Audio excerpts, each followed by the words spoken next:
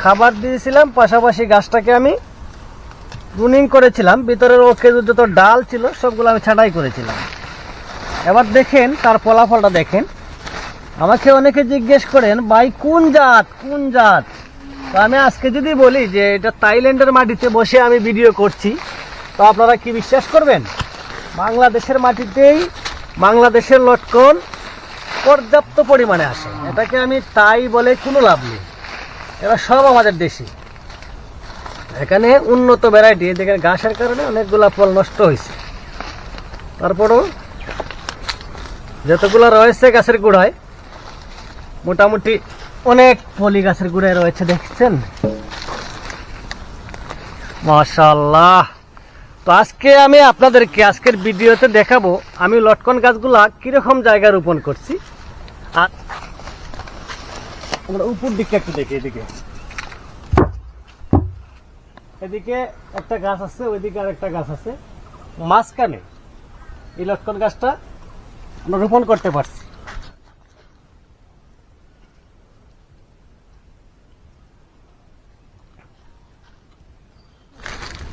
এটা ধরছে, দেখেন প্রচুর লটকন ধরছে। এটি হচ্ছে আমার প্রথম লটকন গাছ রোপণ করা। উপরে কি অবস্থাটা আপনারা দেখেন, আসেন আমার সাথে আসেন।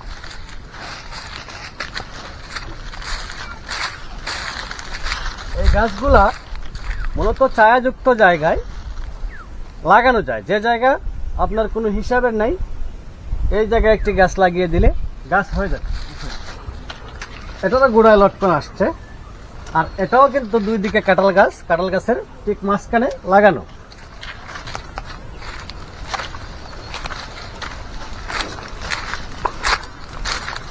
এখানে কাঁঠাল গাছ,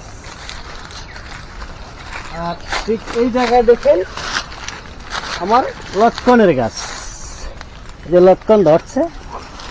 আর এই যে এই জায়গায় আমার আরো একটি কাঁঠাল গাছ, এরই মাঝখানে লটকন গাছগুলা চাষ করা সম্ভব হয়েছে। এই যে দেখেন, আমরা যদি একটু কাছ থেকে দেখাই কত সুন্দরভাবে ঝুলেছে। আসেন উপরটা সাইডটা আমরা দেখাই। আমাদের মেন দেখানোর উদ্দেশ্য হচ্ছে আজকে আপনাদেরকে যে কোন জায়গায় লটকন চাষ করা সম্ভব হচ্ছে। ছায়াযুক্ত স্থানে অন্য গাছের নিচে আমরা লটকন চাষ করতে পারতেছি। আসেন আমার সাথে, আসেন একটু।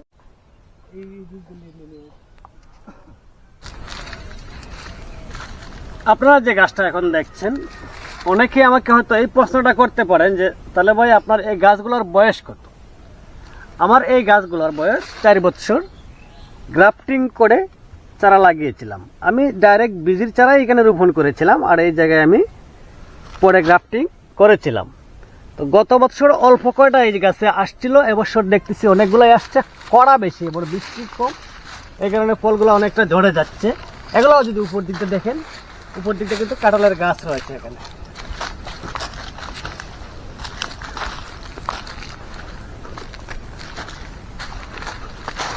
আমরা উপরটা একটু দেখাই। উপরে অন্য গাছের ডাল, কাঁঠালের ডাল, আর নিচেই রয়েছে লটকনের গাছ।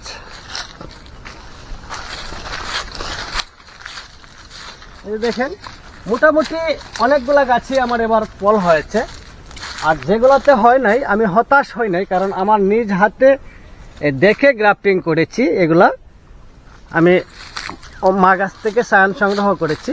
এটা অনেক বড় হয়েছে, তারপরে অল্প লটকন আসছে। দেখেন আরেকটি চমক, এই যে দেখেন দেখেন বৃষ্টি নেই, লটকনে হাত লাগার আগেই লটকনগুলা ঝরে ঝরে যাচ্ছে। তো এইগুলা মোটামুটি 4 বছরের গাছ আমাদের। আরও আসে, আরও রয়েছে, আপনাদেরকে আমি দেখাচ্ছি। এই যে দেখেন এটার গোড়াটা একটু দেখাই আমরা, এখানেও ফল চলে আসছে। তো আসেন পরে দেখেন আবার।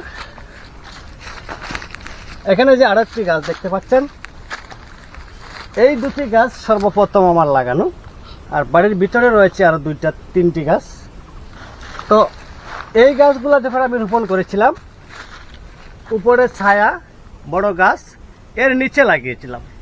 এখান থেকে আমার এটা বুঝতে সুবিধা হয়েছে যে এগুলো ছায়াযুক্ত স্থানে হিসাব ছাড়া বেহিসাবি যে জায়গাগুলো রয়েছে আমাদের এখানে অন্য কোনো গাছ রোপণ করলে হবে না, সেখানে আমরা লটকন রোপণ করতে পারি। আরও একটি তথ্য আপনাদেরকে দিচ্ছি, অনেক ভাই জিজ্ঞেস করেন যে ভাই লটকন আমরা কোন ধরনের মাটিতে লাগাবো। লটকন সব ধরনের মাটিতেই হবে, তবে পানি নিষ্কাশনের ব্যবস্থা থাকতে হবে। একটু উঁচু জমি লটকনে পছন্দ করে, আবার শুকনা মৌসুমে বেশি সেচেরও প্রয়োজন হয়। আশা করি আজকের এই ভিডিওতে আপনাদেরকে আমি এইটুকু বোঝাতে পেরেছি, লটকন চাষে পর্যাপ্ত জায়গার প্রয়োজন হয় না। যে কোনো বাগানের সাইটে অন্য গাছের নিচে লটকন চাষ করা সম্ভব হয়। এই পর্যন্তই, ভালো থাকেন। আসসালামু আলাইকুম।